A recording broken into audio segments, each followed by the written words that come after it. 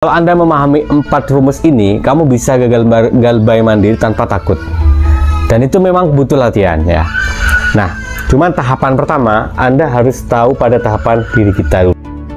Assalamualaikum warahmatullahi wabarakatuh. Melanjutkan karena kemarin itu waktu saya live itu tidak jelas ya faktor sinyal. Nah, sekarang saya pakai video aja. Saya mau menyimpulkan karena banyak respon yang bagus dari live kemarin bagaimana caranya kita gagal bayar misalnya di pindar yang pay letter maupun yang non pay letter dengan cara mandiri ya, dengan cara mandiri. Kemudian juga kita tidak bisa takut lagi dengan ancaman apapun. Nah, saya kemarin itu sebetulnya saya cuman bikin alur begini ya. Pertama ini, jadi ginilah. Pertama ini diri kita, di sini diri kita, ini diri orang lain, Apa sih nyambungnya dengan utang? Nyambung nanti ya teman-teman ya.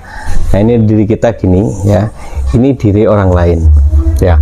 Ini satu kotak, ini yang kedua kotak, begini aja, dua kotak. Nah kemudian bank kita masukkan di sini. Ini bank atau pinjol di sini. Bank di sini. Nah, kemudian di sini ini sistemnya. Sistem.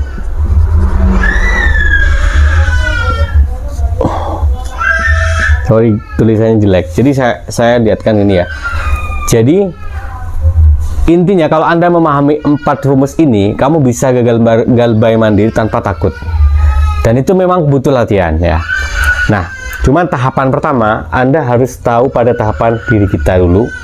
Kemudian yang kedua, pada ini, diri orang lain yang berhubungan dengan kita, sama sistem, sama banknya. Oke. Nah, kalau secara suara, sebetulnya sudah saya jelaskan di live yang kemarin. Coba kamu cek video saya di live kemarin. Cuman sekarang saya mau menyimpulkan aja sebentar aja. Ya, gini. Diri kita itu hubungannya ketika kita gagal bayar itu yang pertama, saya ulangi, pasti soal niat ya kan.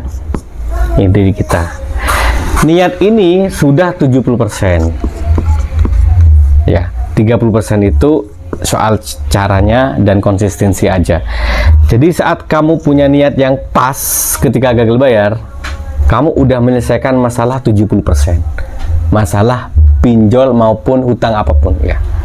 Nah, karena dasarnya di sini gitu loh, hutang tuh dasarnya di sini. Karena cara pandang di sini yang akan melahirkan pola sikap kita gitu. Cara pandang kita tentang niat soal hutang. Nah, diri kita tadi soal niat hutang. Nah, hutang itu kecil, saya ulangi, kecil kalau disepelekan gak ada niat gak bisa bayar. Besar kalau diniatkan niat bayar pasti bisa bayar. Nah pertanyaannya adalah kalau pinjol bagaimana? Masuk kecil atau masuk besar? Nah ini kan harus kita jawab. Kalau pinjol kamu ukur besarnya adalah angka, berarti kalau nominalnya kecil kamu anggap itu kecil. Nah nggak gitu kalau pinjol. Jadi pinjol tuh beda dengan hutang biasa. Nah, karena itu tetap kita berpatokan pada niat. Nah, kenapa kita harus gagal bayar di pinjol? Karena alasan, seperti yang udah saya jelaskan di awal, di 2 hari yang lalu. Tentang latar belakang yang membuat Anda akhirnya, apa ya, gali lubang, tutup lubang, dan uang yang kamu dapatkan dari pekerjaan kamu, baik kamu sebagai karyawan maupun sebagai pengusaha, habis hanya untuk bayar hutang, yaitu gara-gara pinjol. Maka, kamu harus niat gagal bayar. Paham ya? Terus alasan kedua, kenapa harus gagal bayar? Karena dengan gagal bayar, kamu punya strategi supaya kamu tidak rugi. Kenapa? Nah, ini kita akan masuk ke ruang sistem perbankan. Bisa nggak kita bayar pokoknya saja tanpa bunga dan tanpa denda? Ini semua harus kita kenal di sistem. Oke, sekarang setelah kamu kenal ini singkat aja ya. Nanti detailnya sebenarnya sudah saya jelaskan di awal. Akan saya perpanjang lagi dengan pertanyaan-pertanyaan di live besok atau nanti malam ya. Kemudian diri orang lain begini. Yang membuat kamu memprioritaskan bayar pinjol kan kamu malu nih kalau orang lain tahu. ya kan? Akhirnya kamu, daripada kamu malu, kamu menyiksa dirimu sendiri.